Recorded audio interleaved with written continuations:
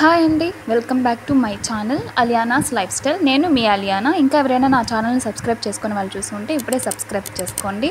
ఇంకా ఈరోజు ఏంటంటే పులిబొంగరాలు ఎలా చేయాలో చూసేద్దాం. ముందుగా బాగా పులిసిన బియ్య పిండిని పక్కన పెట్టుకోవాలండి. దాని తర్వాత ఒక ఎర్రగడ్డ, పచ్చిమిరపకాయలు, అలాగే కరివేపాకు తీసుకొని వాటిని సన్నగా తరిగి పక్కన పెట్టుకోవాలి.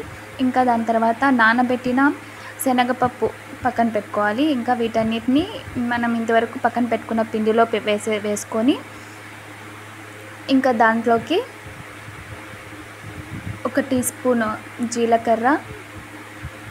స్పూన్ జీలకర్ర వేసుకోవాలి. దాని తర్వాత నెక్స్ట్ టేస్ట్కి సరిపడినంత ఉప్పుని వేసేసుకోవాలి. ఉప్పు వేసుకున్న తర్వాత ఇంతకుముందు నానబెట్టుకున్నాం కదండి శనగపప్పు, దాన్ని కూడా ఇందులోకి వేసేసుకోవాలి. ఇందులో మైదా పిండి కూడా కలుపుకోవచ్చు, కానీ మైదా పిండి వేసుకుంటే మాత్రం వంట సోడా వేసుకోవాలి, లేకపోతే ఏం అవసరం లేదు. ఒకవేళ ఈ బ్యాటర్ అనేది చాలా పలుసుగా అయితే కనుక మీరు మైదా పిండిని యాడ్ చేసుకోండి. మైదా పిండి వేస్తే కంపల్సరీగా వంట సోడా అనేది యాడ్ చేసుకోవాలి. ఇంకా తర్వాత ఇదంతా బాగా కలిపేసుకొని స్టవ్ పైన ప్యాన్ పెట్టుకొని డీప్ ఫ్రైకి కావాల్సినంత ఆయిల్ వేసుకోవాలి. ఇంకా ఆయిల్ వేడైన తర్వాత ఇలా పిండిని చిన్న చిన్నవిగా ఉంటలుగా ఆయిల్లో వేసుకోవాలి.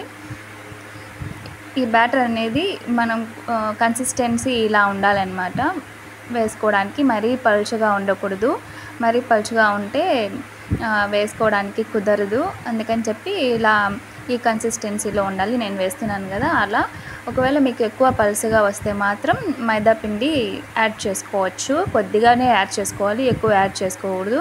అది వేస్తే మాత్రం వంట సోడా కంపల్సరీగా వేసుకోవాలి. ఇలా రెడ్గా వచ్చేంత వరకు ఫ్రై చేసుకొని పక్కకు తీసుకోవాలి. అంతే అండి, టేస్టీ పులిబొంగరాలు రెడీ.